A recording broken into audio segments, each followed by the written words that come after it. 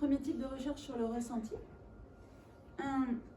Ensuite, parmi toutes ces recherches sur ce que pensent les acteurs, comment ils vivent les choses, etc., je vous ai mis à part des recherches sur la motivation, parce qu'il y a pas mal de gens qui ont travaillé là-dessus. C'est pas pour que vous le fassiez, mais voilà, il y en avait un certain nombre, donc je me suis dit, allez, on va faire une catégorie à part pour vous montrer que ça existe et vous montrer des exemples.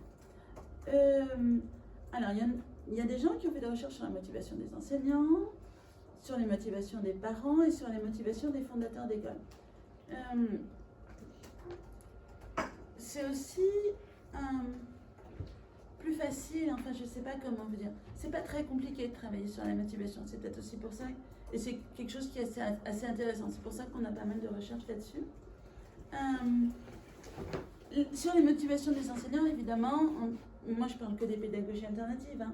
C'est des recherches qui se demandent pourquoi est-ce que les enseignants se mettent à faire des pédagogies alternatives au lieu de faire leur cours classique comme d'habitude. Je vous donne 2 exemples de recherche là-dessus. Christelle Lehar, elle a travaillé sur, je vous parlerai souvent d'elle, mais parce que son mémoire et sa thèse d'ailleurs, méthodologiquement, sont très intéressants, et pas que méthodologiquement. Et que du coup, j'ai mis son mémoire sur la Padlet et je trouve que, voilà, je donne souvent cet exemple. C'est un seul mémoire dont je tire différentes choses. Donc, elle a travaillé, elle a fait plein de recherches sur, voilà, comment les enseignants font de la pédagogie Montessori dans leur classe, qu'est-ce qu'ils mettent en place et pourquoi les enseignants choisissent de faire ça. Elle a travaillé par questionnaire pour ça. Et elle a montré que c'était principalement pour respecter le rythme de l'enfant et surtout, parce qu'elle n'a pas fait que ça, elle a montré que les enseignants n'en pouvaient plus en fait du système classique de la maternelle avec les groupes. Alors il y a le groupe avec la maîtresse, vous connaissez tout ça, il y a les bleus, il y a les ateliers, les bleus, les jaunes, les rouges, enfin on leur donne différents noms. Ils vont tourner, ils vont faire différentes activités, etc. Tu sais que ce système ne leur allait pas, qu'elles, elles, le trouvaient beaucoup trop pesant. Et que peu à peu, en donnant plus d'autonomie aux enfants, ils s'étaient rendus compte que c'était beaucoup plus intéressant. Voilà. Et donc leur principale motivation, c'est d'abord changer, trouver autre chose que le système en cours, et puis respecter le rythme de l'enfant, mieux répondre à des profils de classe. Voilà, en fait, c'est très général quand on voit ça comme ça. C'est plutôt avec les entretiens qu'elle avait réussi à montrer des choses intéressantes. Moi, j'avais travaillé là-dessus aussi. Là, j'ai mis 2019, mais en fait, c'était avant. C'était en 2017-2018 que j'avais fait cette recherche. Il faudrait que je la refasse. Je l'avais fait auprès d'étudiants comme vous, en Master 2, le professeur des écoles débutants. Et j'avais comparé d'ailleurs 2 INSPE, l'INSPE ici et puis un autre INSPE à Paris, pour voir la différence. Et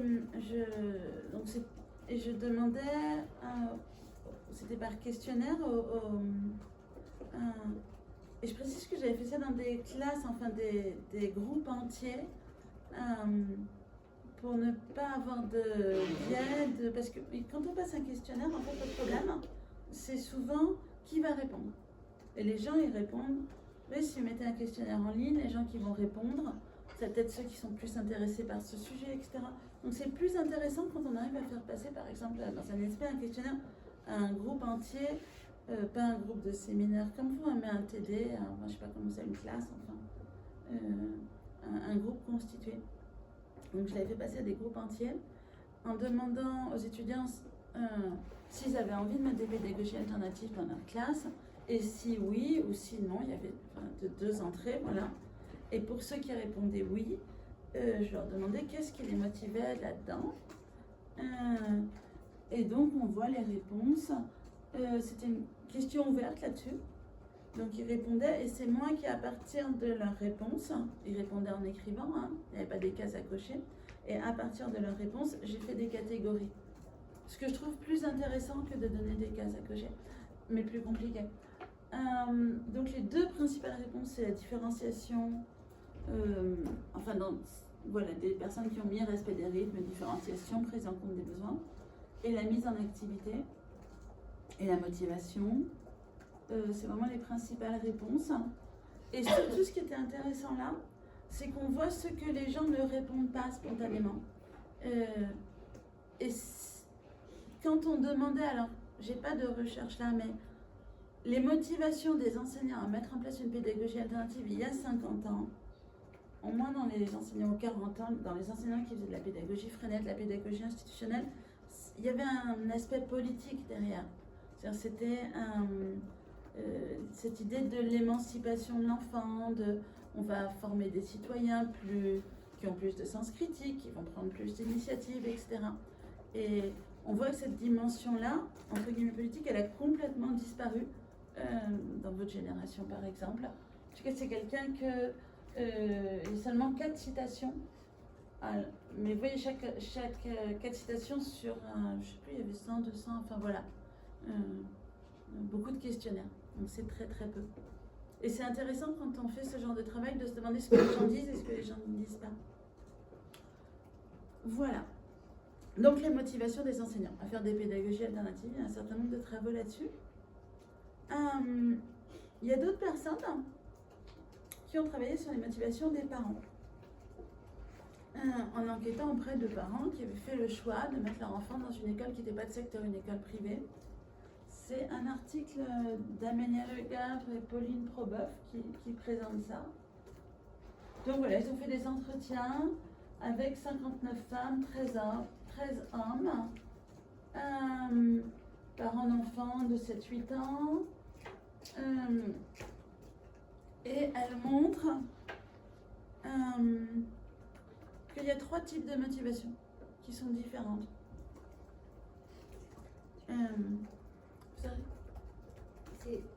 Les parents, ils sont motivés à faire quoi? Inscrire leur enfant dans une école alternative privée. En tout cas, tout le monde ne le fait pas pour la même raison. Et elles distinguent ce qu'elles appellent des visées d'émancipation, des visées de protection et des visées de distinction.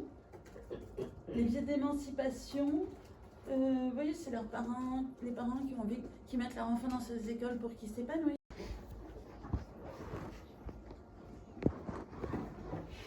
Oui, donc les visées d'émancipation, c'est que son enfant s'épanouisse, qu'il soit heureux, qu'il découvre ses intérêts, qu'il découvre ses passions, etc. Il y a des parents qui choisissent plutôt ces écoles pour protéger leur enfant. Par exemple, souvent c'est aussi éviter l'école du quartier parce qu'on trouve qu'elle est mal fréquentée, que l'enfant aura des mauvaises fréquentations, que le niveau est trop faible, enfin qu'il va se faire harceler, des choses comme ça. Donc du coup c'est une logique d'évitement. Et puis la troisième grande raison, c'est des visées de distinction. Ça veut dire qu'on pense qu'il va mieux réussir là qu'ailleurs, pour dire les choses simplement. Ça montre aussi comment on peut travailler avec des entretiens du point de vue de la méthodologie. C'est-à-dire qu'elles font plein d'entretiens, elles les retranscrivent, donc voilà, on se retrouve avec 200 pages d'entretien. Et qu'est-ce qu'on en fait? On essaye un peu de faire des tas et de faire des typologies et de dire, voilà, je sais pas comment dire, il y a plusieurs grands types de motivation. Dernier exemple sur les motivations, des gens qui ont travaillé sur les motivations des fondateurs d'écoles, toujours pour des écoles privées hors contrat. Mais ça pourrait se faire, mais non, parce que c'est des fondateurs d'écoles, voilà, si c'était ça ne peut être que dans le privé du coup, ça ne peut pas être dans le public. Donc c'est des enseignants d'école publique. C'est Amélia Legavre, la même en fait, autrice. Elle a fait 20 entretiens non directifs avec des gens qui avaient fondé des écoles alternatives privées, en leur demandant pourquoi, qu'est-ce qui les avait amenés à ça, etc. Elle n'a pas tant... C'est leur motivation, mais c'est surtout comment ça se passe, enfin, quel est leur parcours, etc.